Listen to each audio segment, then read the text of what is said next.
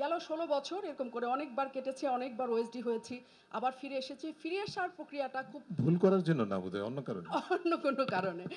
এবং সেটি হচ্ছে ফিরে আসার প্রক্রিয়াটা খুবই ইন্টারেস্টিং থাকে। সেটা হচ্ছে ওই যার বিরুদ্ধে কথা বলেছিলাম বলে ওএসডি, তার পক্ষে একটা কথা বলতে হবে বা রিপোর্ট করতে হবে বা একটা শো করতে হবে।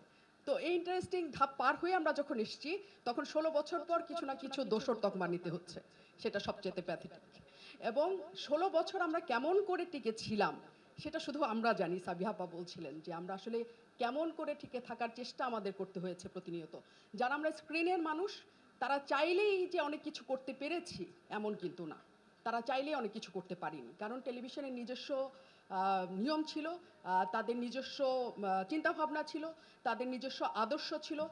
কাজ করতে হলো, সেগুলো ক্যারি করতে হবে, এটা আমাদের স্পষ্ট করে বলে দেওয়া হতো যে সেগুলোই মানতে হবে। কেউ যদি কোনো টেলিভিশন, যদি কোনো সরকারের স্পোক্সম্যান হয় এবং সেখানে কাজ করাটা ভয়ঙ্কর পেইন। কারণ আপনি যদি সাংবাদিক হতে চান এবং প্রতিনিয়ত সেটা আপনাকে ইনফোর্স করে ঢুকানো হয় যে তোমাকে এটা বলতে হবে, করতে হবে, তখন সাংবাদিকতা করব, ছেড়ে দিব না কোথায় যাব, সেটা কিন্তু একটা বড় প্রশ্ন হয়ে দাঁড়ায়। এবং ১৬ বছরে অনেকবার চেষ্টা করেছি অনেক চ্যানেলে যাওয়ার জন্য। প্রতিটা চ্যানেলই কোনো না কোনোভাবে সরকারের দ্বারা, সরকারের মুখপাত্র ছিল। এবং চ্যানেলগুলি তখন আমাকে রিস্ক ফ্যাক্টর মনে করে, আমাকে স্ক্রিনে না দাঁড়াতে দেয়, আমাকে রিপোর্টিংয়ে না যেতে দেয়। তখন আসলে একজন সাংবাদিকের কি করণীয় থাকে? আমি তো করণীয় মানে করণিক কিছু করার জন্য আসি নাই, আমি তো সাংবাদিকতা করার জন্য আসি এবং যা কিছু ঘটে তা আমি বলতে চাই, তা আমি দেখাতে চাই। এখন টিভি মিডিয়াগুলো হোক, পত্রিকাগুলি হোক, পত্রিকাগুলো অনেকখানি তুলনামূলকভাবে বন্ধ করতে অনেকগুলো ধাপ পেরোতে হয়, কিন্তু টেলিভিশনগুলি এক কথাতেই বন্ধ করা যায়। কাজে টেলিভিশন মিডিয়াতে আমরা যারা কাজ করি তাদের জন্য খুব টাফ সাংবাদিকতা করা। আমি গেল ৫ তারিখের পর থেকে নিজে ব্যক্তিগত কথা টানছি এই কারণে, কারণ ১৬ বছরে আমি অনেকবার ওএসডি যেমন হয়েছি, আমার নামে নুড ভিডিও ছাড়া হয়েছে, সরি ফর দ্য ল্যাঙ্গুয়েজ, এই গ্রাউন্ডে যে আমি সাংবাদিকতা করি, আমি উপস্থাপনা করি এবং সেটা আমাকে একা একাই সেটা সমাধান করতে হয়েছে, একা একাই সেই যুদ্ধ করতে হয়েছে, একা একাই ফিরে আসার চেষ্টা করতে হয়েছে। কারণ একটা মেয়ের যে ক্রাইসিস, সেটা হচ্ছে সামাজিক ক্রাইসিস। একবার যদি আমাকে সামাজিকভাবে হেয় করে ফেলা যায়, তাহলে আমার কথা কেউ নিবে না, ওইটাই আমাকে মেরে ফেলার একমাত্র অস্ত্র। এবং পরবর্তীতে যা কিছু হয়েছে, আমাদের অ্যাক্রিডিটেশন কার্ড বাতিল থেকে শুরু করে ব্যাংক হিসাব তলব থেকে শুরু করে সকল কিছু, তাও কিন্তু আমাদের সামাজিকভাবে হেয় করেছে, ভীষণ করেছে।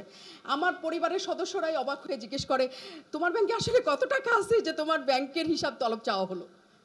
আমি জানি, আমার বন্ধু বান্ধব জানে এবং আমার ব্যাংক হিসাব ওপেন, যে কেউ যে কোনো সময় দেখতে পারে যে আমার সাংবাদিকতার বেতনটা ছাড়া ওই ব্যাংকে কোনো দিন ১ টাকা ঢুকেনি বা বের হয়নি কারোর কাছে। ওই সাংবাদিকতার টাকাটাই আমার ভাইয়া বলছিলেন ১২০০ টাকা বেতন পান। আমাদের সাংবাদিকরা যখন স্টার্ট করেন, আমার স্টার্টিং স্যালারি ছিল ১২,০০০ টাকা। আমরা বোধহয় ড্রাইভারকেও এখন এই টাকাটা দেই না। আমরা একজন ড্রাইভার যখন রাখি, তার বেতনও ২০,০০০ টাকা। এখনও পর্যন্ত সাংবাদিকের বেতন স্টার্টিং হয় ১৫,০০০ টাকা থেকে, এবং সেই ১৫,০০০ টাকা থেকে ২৫,০০০ টাকা পর্যন্ত যাওয়ার জন্য যে শ্রম একজন সাংবাদিককে দিতে হয়, ৮ থেকে ১০ ঘন্টা খাটতে হয়, তার কোনো সরকারি ছুটি নাই, তার ঈদ নাই, কিছু নাই। কিন্তু ২৫,০০০ টাকা পর্যন্ত যেতে তাকে ১০ বছর লাগে, কারণ প্রতি বছর হয়তো তার ৫০০, ১,০০০ করে বাড়ে, নইলে তার বাড়ে না। সাংবাদিকের এই দৃশ্য কি কেউ কখনো দেখে? একটা সাংবাদিক, আমারই কলিগ, সে ব্যাগে শার্ট নিয়ে ঘোরে, কারণ সে যখন বাসে করে আসে, সে ঘেমে যায়, তার শার্ট কুঁচকে যায়, সেটা পরে সে টেলিভিশন মিডিয়ার সামনে দাঁড়াতে পারবে না। সে ব্যাগে এক্সট্রা শার্ট নিয়ে আসে, যাতে তার ঘামে ভেজা শার্টটা সে রেখে একটা ভালো শার্ট পরতে পারে। আমরা সবাই ঝকঝকে জিনিস দেখি, কিন্তু বিহাইন্ড দ্য সিনে আমরা সাংবাদিকরা কী পরিমাণে স্ট্রাগল করি, নোবডি নোজ। কেউ সেটা জানে না, কেউ সেটা দেখতেও কখনো যায় না। এবং তারপরে যে বললো ১.৫ লাইনের আমাদের চিঠি, আমাদের কেন ১.৫ লাইনে কেউ বের করে দিতে পারবে? আমরা নাকি চতুর্থ স্তম্ভ? আমরা বিবেক, আমরা সমস্ত কিছু দেখি, আমরা সমস্ত কিছু, আমাদের কেউ ১.৫ লাইনে বের করার সাহস কেমন করে পায়?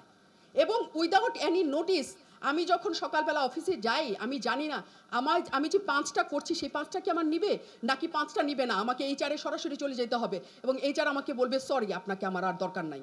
আমি এই সময় এসে এত পরিচিত মুখ হওয়া সত্ত্বেও আমি এই টেনশন নিয়ে প্রতিদিন অফিসে ঢুকি। কেন এরকম হবে? আমি যদি আজকে চলে যাই, আমার ব্যাংকে কয় টাকা আছে যে আমি পরবর্তী সময়টা আমি চলতে পারবো? আমার ব্যাংকে কয় টাকা আছে যে পরবর্তী সময় আমি একটা কিছু করে বেঁচে থাকতে পারবো। আমি তো একটা সম্মানিত জায়গায় ছিলাম, সেই সম্মানটা এই দেশ, এই রাষ্ট্র, এই সরকার কোনোদিন কি দিয়েছে সাংবাদিককে? কোনোদিন কোনো সাংবাদিক সেই সম্মান পান নাই।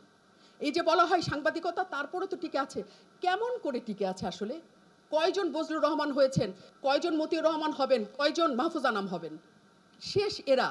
তারপরে যারা হচ্ছে কিছু সময় কাটানোর জন্য তারা তারা তাদের প্যাশন থেকে আসে এবং এই চাপ, এই টেনশন, এই রিস্ক সহ্য না করতে পেরে 2-3 বছরে ঝরে যায়। কারা আছে এখন যাদের নাম আপনারা চাইলে মনে করতে পারেন যে এ সাংবাদিক? কয়জন সাফিয়া আলম হবেন? আমার খুব রিকোয়েস্ট যে আসলে সাংবাদিকতা বাঁচতে দেওয়া উচিত। এখন আমাদের মুক্ত গণমাধ্যম কিনা জানি না, আমাদের এখন মুক্ত মামলা সময় চলছে এবং এই মামলা যে পর্যন্ত না যাবে আমরা কেমন করে মুক্ত হব, যে আমি কি বলবো একটা প্রেক্ষিতে মামলা হয়ে যাবে, কোন গ্রাউন্ডে আমি জানিও না, তা করে কি আসলে আমরা মুক্ত হব? প্রশ্ন উপদেষ্টার কাছে।